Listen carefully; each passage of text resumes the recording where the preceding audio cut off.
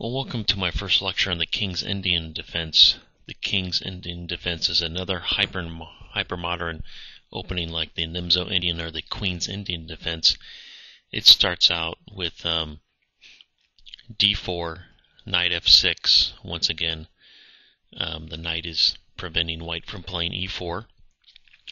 White continues with c4 for central control, and then black now plays g6. And black's idea, like all the other hypermodern openings, is to first control the center with pieces and then with pawns. So black plans to play his bishop to g7, where we'll look along the long diagonal like this.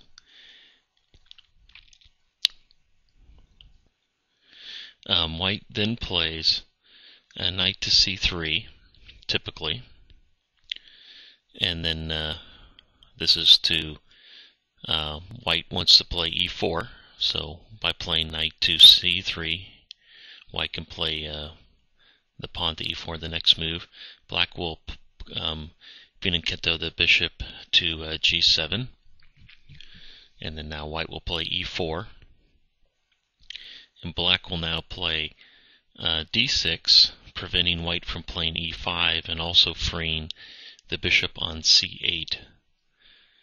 And now, from here, white has a number of choices it can make. And this is where the forks in the road diverge for my lectures. White could play knight f3, which is known as a classical variation. White could play f3, which is known as a Samisch variation.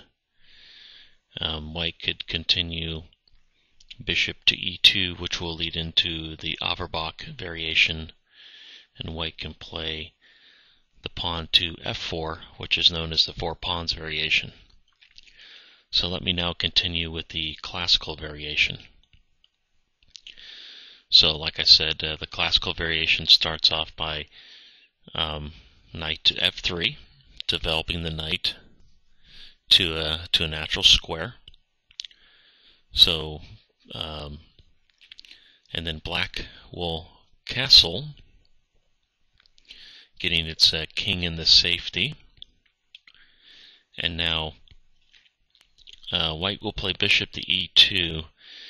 I would say probably the square d3 looks natural, has been played in many of these queen pawn openings, but here it's probably better placed on e2, because in these variations of the King's Indian, the center will usually become clogged, meaning the pawns here will end up staying there for a while, and if your bishop was on d3, it would be blocked by its own pawns and not really making the best use of the piece. So knowing this is going to happen, the best place for this bishop is on e2. And now black, since it's now sort of attacking the center with its pieces, it's now going to do a central strike with the e5 pawn. And you could say, I would say some people may be tempted, or white may be tempted to take this pawn, but if white takes the pawn, it's going to lose some central control. Let's just say, for example, that white takes the pawn, and then black retakes. What we've noticed is that where the white pawn used to be here and controlled these two squares, it no longer has a pawn controlling these two squares, where black still maintains control over the d4 square. So wouldn't really benefit white. So white will leave its pawn there and will decide to castle and increase its king safety. And then black will play knight to c6, developing the knight to its natural square. Doesn't really want to come to d7. It's just going to interfere with the bishop there. And now white will lock up the center by playing d5 and also forcing the knight to move. So when it decides to make the pawn advance, it limits black's choices. And the black, or the knight on c6 will now come to e7. We'll take part in, eventually black's plans will play f5, so this knight will help support that pawn advance. White is now going to play its knight back to e1. It seems sort of strange, but this knight here is actually headed to here. So maybe you can ask, well, maybe we should ask ourselves, what are the plans for white and black? Well, black is going to attack kingside, and it wants to attack kingside by by advancing the f pawn, and white in similar fashion is going to attack queenside and want to push the c pawn. So you'll see the since the center's clogged, or locked up or closed, black will attack kingside and white will attack queenside, and these pawns will advance. So you'll see these moves. The pieces will move that help support these ideas. So white's move of knight to e1, the knight will come here where it will support the pawn's advance to here. And now black plays knight to d7. Obviously black is preparing the move f5. And now white plays bishop to e3. Once again, this move is going to help support the pawn move to c5. And also the bishop now is looking into the queen side where white wants to attack. And now black actually makes the pawn move f5. And I'm going to stop looking at the line there. I usually stop at about 10 moves because we're sort of starting to get into the middle game now, and this is just focusing more on the opening. So let me back up and cover the Samisch variation. So I have to back up to move 5.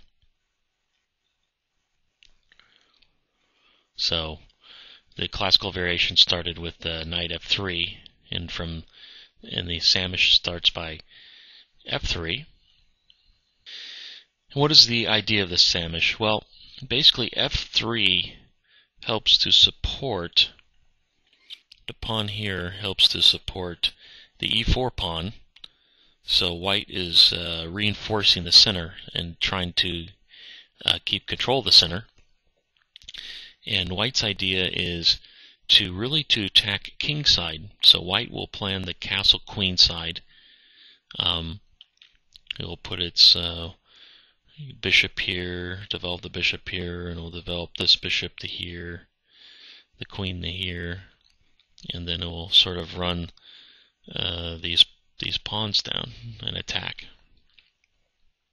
Black will do a similar thing, go castle, and then we'll end up running, probably advancing pawns and moving pieces up, things like that on the queen side.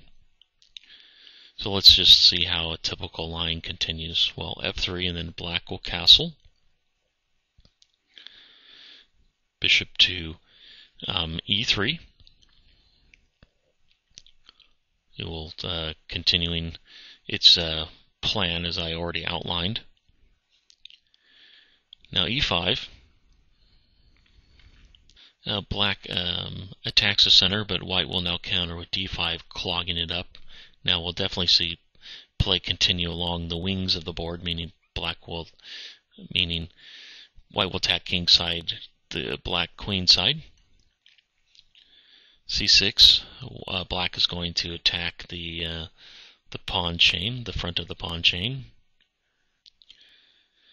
And now white will play queen to d2, continuing with its plan, possibly moving the bishop to here and exchanging it off. And then black will exchange off these pawns here.